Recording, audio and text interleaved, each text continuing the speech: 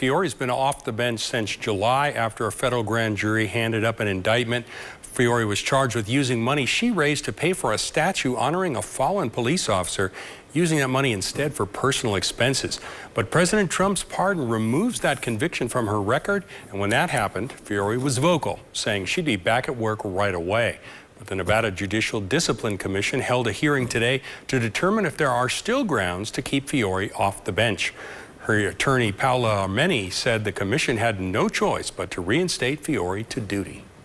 And to the extent that any additional suspension continues, I submit that it would exceed this commission's jurisdiction and would be an abuse of discretion.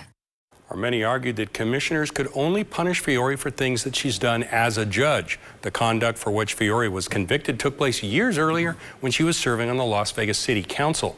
Armeni also said Fiore was not a threat to the community because prosecutors allowed her out of bail, a prerequisite for which is that a defendant is not a threat. For her part, Fiore told me in a statement that she respects the process and that she hopes for what she called a fair and just outcome.